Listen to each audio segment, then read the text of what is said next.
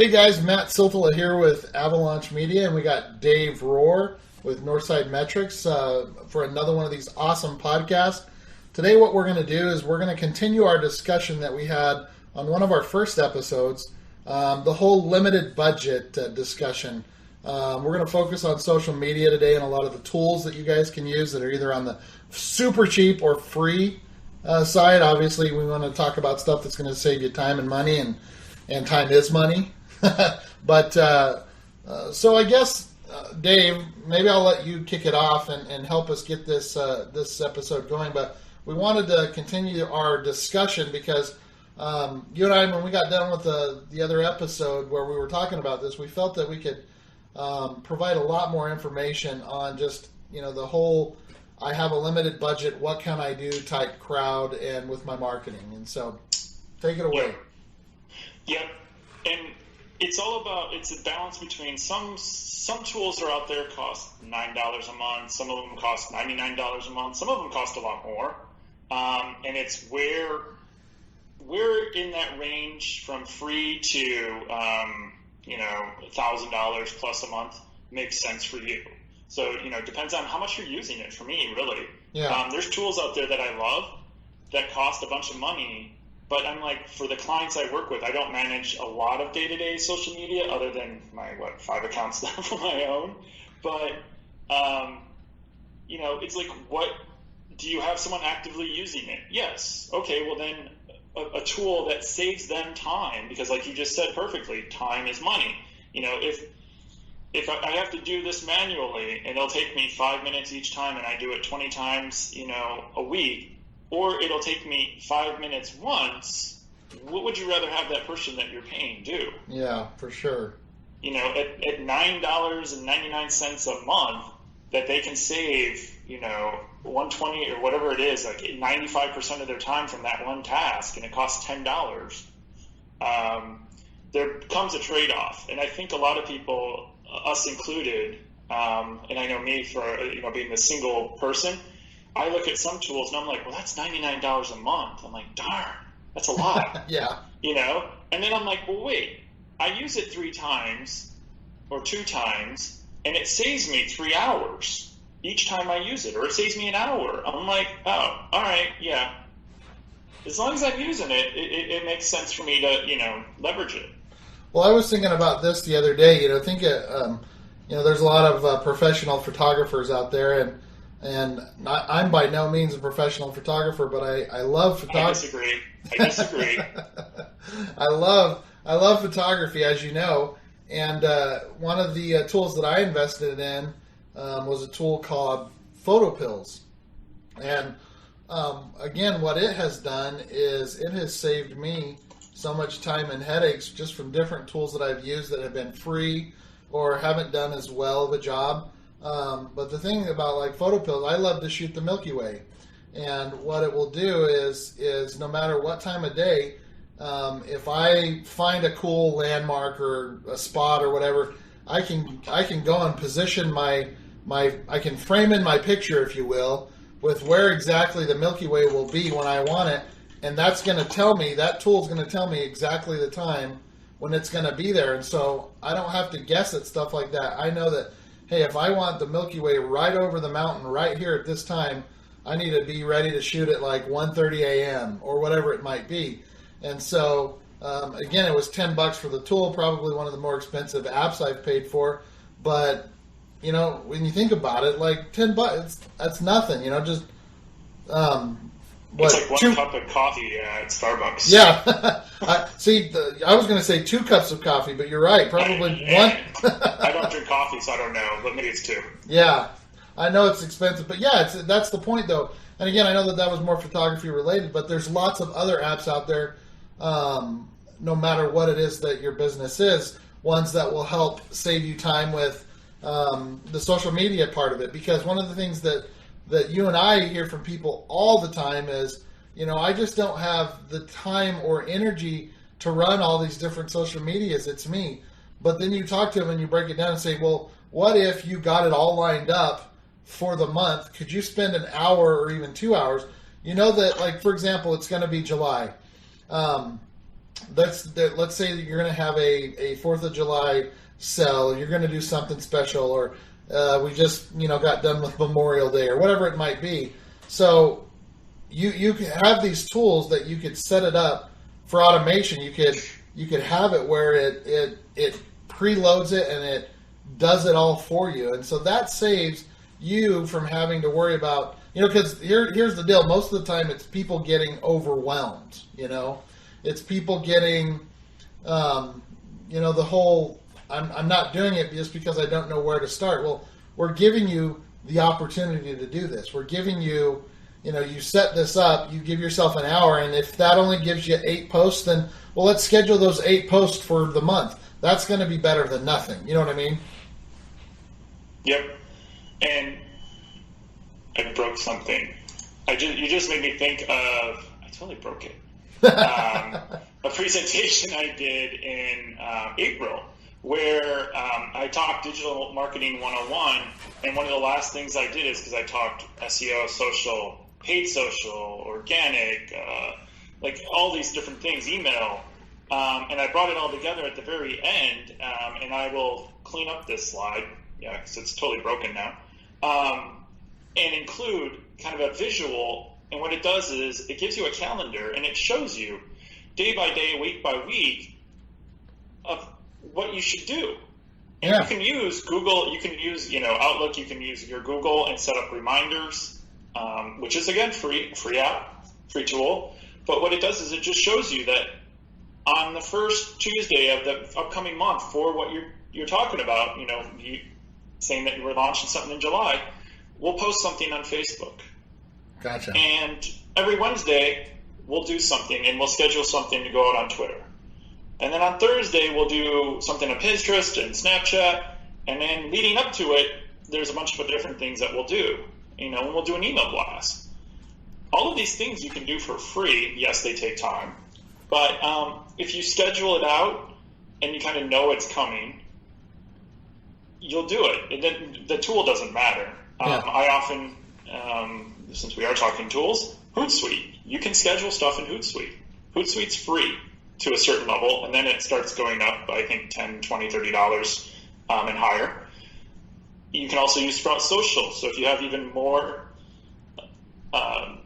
accounts, if you grow past that initial kind of Hootsuite, I would suggest looking at Sprout Social. Both of them can schedule stuff for you.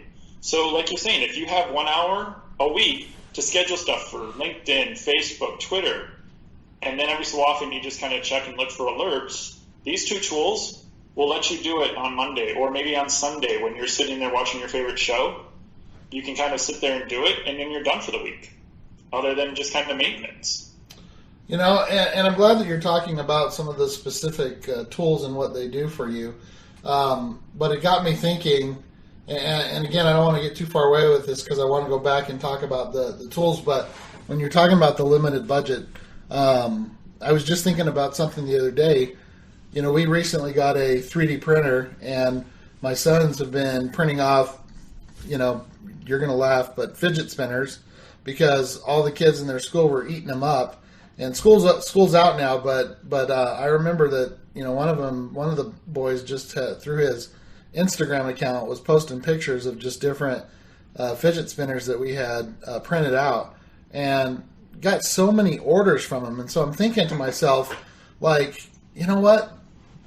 This is so powerful. Like, I paid nothing for that marketing. I mean, if you want to talk about it, he's got we have a jar that we make him keep all their money in right now at this point, because, you got the cost of goods, the printing spaghetti and stuff. But like, they have a jar full of $20 bills right now, just of kids that have bought fidget spinners from them. And I'm thinking, okay, this was just through word of mouth with Instagram, and there's nothing else. And so, man, there's so much opportunity for people with limited or no budget to just get so much exposure nowadays. Like, think about when we first started getting into this industry, Dave, and just how to get eyeballs on your product or to your website or visitors. Like, oh man, it's so much easier now. I mean, it's compared to that. I mean, I'm not saying that it's easy, but you see what I'm getting at, Yeah. you have a lot more places easily with.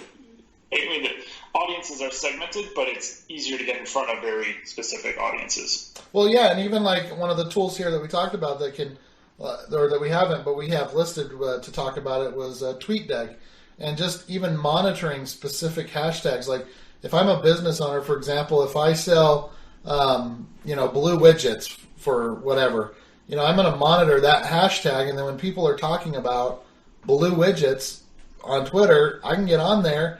And I could talk to them about it, or I could talk to them about why my product's better. They're looking for it. You're not spamming them. You're not just going directly to their account saying, hey, buy from me. They're looking for information on it, or they're wanting someone to send them a review. And that's what a lot of these tools can do for you as well. It can help you monitor. It can help you with that kind of feedback and potential clients and business. Yep, and that's exactly what I use them for. In the Hootsuite Sprout Social type solutions and TweetDecks. I have TweetDeck as well set up. I just have a bunch of different searches set up for each of my accounts. And each one is kind of a different goal. They're all free to an extent. And I don't check them every single day, but in between projects or in between calls, or if I'm, grabbing a quick snack, I can easily jump on any of them, take a look, and I'm like, oh, someone just said something about, an article that I wrote about, or someone just said something about something, asked a question. Someone that follows one of my accounts asked a question that I can jump in on. All I do is I got quick 5 minutes, quick break. I just open it, I read it. Sometimes I go into the wormhole of, the internet and start reading all sorts of crazy stuff. I try not to. We all are guilty, I think, sometimes. Yeah. But I try not to. Doesn't say I succeed all the time. But yeah, then they're all free. And here's another thing too is, as far as like creating nice images or things like that, or content for your social or the different tools, I was just going through my phone while we were on this podcast and doing this, and I'm trying to see if the tools that I use that I could recommend. And, one of the ones that hit me, like a ton of bricks is Lightroom. Now, a lot of times you think, okay, well, that's an Adobe product. It's going to cost me hundreds and thousands of dollars and blah, blah, blah. No, I believe that I'm on a Creative Cloud tool. It's the full version of Lightroom, and I think I pay, I found it through a deal through a photographer, so it's not like full price, but I think I pay like $8 a month for access to it. And I have an app on my phone, and it's like full Lightroom. And so I can do whatever I want to photos. I can create stuff, and it's right there on my phone. And I also have the version for the computer as well. But I just started thinking about those kind of tools. And a lot of times people get a little freaked out or a little hesitant to spend money. But, like, look into it. Some of them have really good discounts, and some of them might not cost as much as you think. Yeah. For making images, I recently found Landscape, and we'll drop a link. It's sproutsocial.com/landscape. Oh, I like that. I am not, as Matt knows, and most people know, if you've ever looked at a site I built, I don't like Photoshop. I'm horrible at it.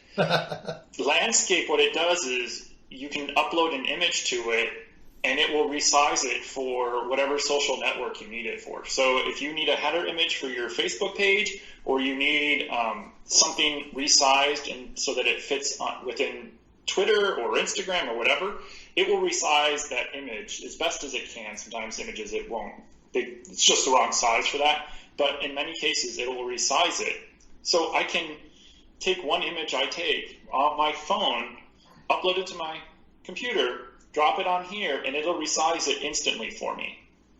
And how much was that app? It's free. Free. There you go, guys. So again, I usually use GIMP, which is a free alternative to Photoshop to resize things, and I'll drop a link in there too. But this resizes it perfectly, and I'm sure they'll keep updating it as Facebook and LinkedIn and everyone changes their sizes. This will automatically resize it for you. And I know that a lot of times some of the most interactions that people get are when they create memes based on things that have happened. And I have a meme. It's just the app is Meme Creator.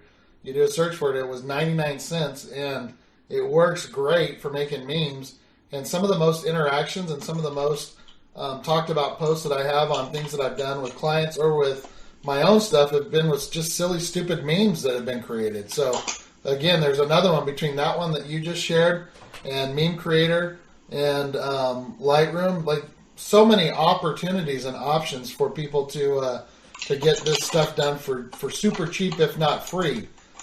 So no excuses anymore.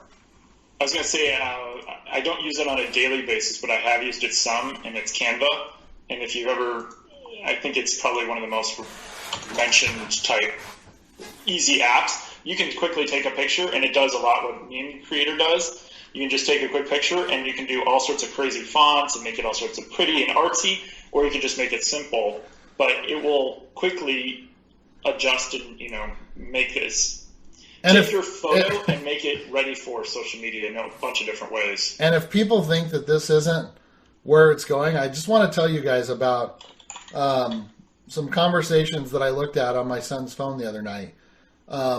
I have no idea how these two even knew what they were talking about, but the whole conversation back and forth between him and his friend were memes and these like created. Yeah.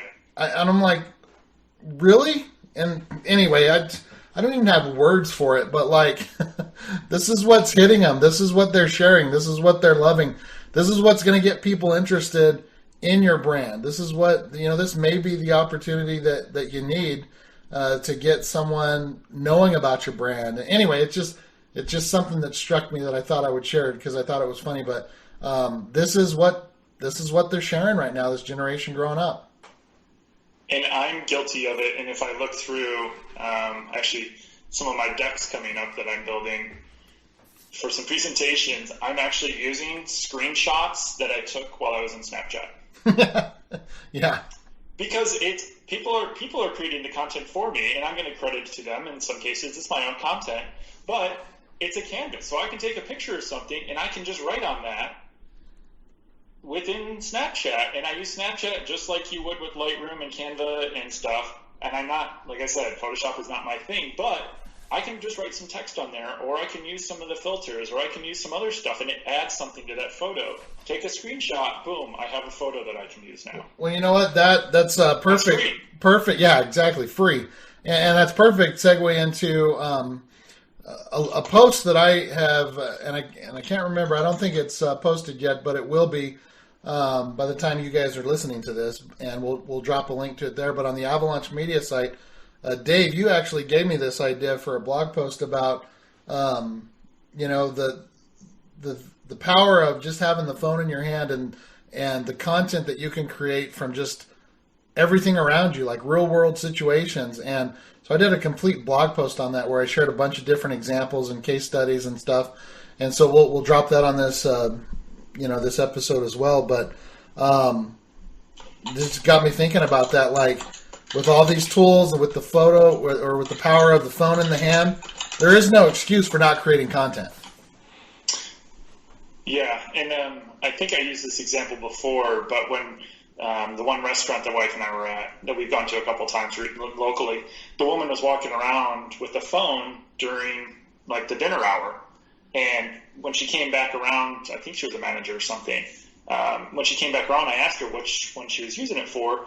And they were, during rush hour or certain periods throughout the week, they were walking around and taking video of like some of the specials and people. And they're, trying their first attempt to create a video for their Facebook page. Yeah, that's awesome. And they were just walking around with the phone. And they knew someone that had some skills the way she said skills, she kind of did the air quote skills. With video that had said they were going to do it, so they were going to try it. Well, that's awesome, and that when you were talking about that, it reminded me of the lady. There was a bunch of proms going on. I'm sure there was proms and stuff going on over where you were at as well. But yes, well, there's a lady that does hair and makeup. Well, mostly just makeup. And she has an Instagram account, and she just posts the pictures of, first of all, these kids are paying her anywhere from $50 to $100 to do their makeup, and then they're providing the content for her as well. So she's getting money from them, and then they're allowing her to take a picture, and then they're also posting that picture and linking back to her and mentioning her and hashtagging her and whatevering to her. But like, you know, that's just it. You know, she gets it. She understands. And so she's grown a business simply on Instagram with posting pictures of her work, so to speak. And you got to just think about stuff like that and do stuff like that. And that's gonna be the difference between those that are successful in your industry and those that are not. Right there. Yep. Yeah, I mean, if you just make me think of it like a tattoo artist. If a tattoo artist was to tell me they don't know how to create content, I'd be like, what do you do all day? You create content all day long. Yeah, no kidding. Like every customer that comes in, and you know, I walked into a couple. I don't have one. I thought about one a couple of times, but I've gone with some other friends have gotten them. But there's just books of pictures. That's content. Yeah. Like every time you're doing it, or if you have a really big, awesome masterpiece that you're working on that someone's coming in for, document it and show people. Like, you know, create a video out of that one, the whole process. Like, you know, here's how long it takes when you want a piece that is your entire leg, you know, and our friend Todd's got, I think he's got 3/4 sleeves on both, all the way around, and I think most of his chest is tattooed now too. You know, some of the big pieces he gets are multiple visits. Document that. Take some photos, write up a little bit about it. You put it on your website, put it on social, and show, like, you know, this is what it takes, and this is what our room looks like when you're waiting, and, you know, all this stuff. That all is content. That was all free. Like you said, you just used a phone. And you got me thinking about some of the funniest content that I've ever seen is tattoo related.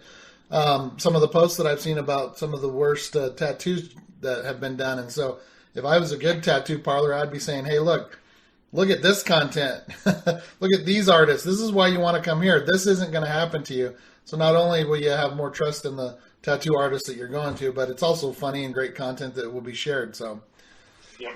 All right. Well, that was good. I think that, there's a lot more that we could probably always talk about with limited budget. And as we think of those things, or maybe as we get questions from you guys about specific topics, we'll get into it a little bit more. But for now, wrapping it up with the whole limited budget discussion, I'm Matt Siltala for Dave Rohr at Northside Metrics.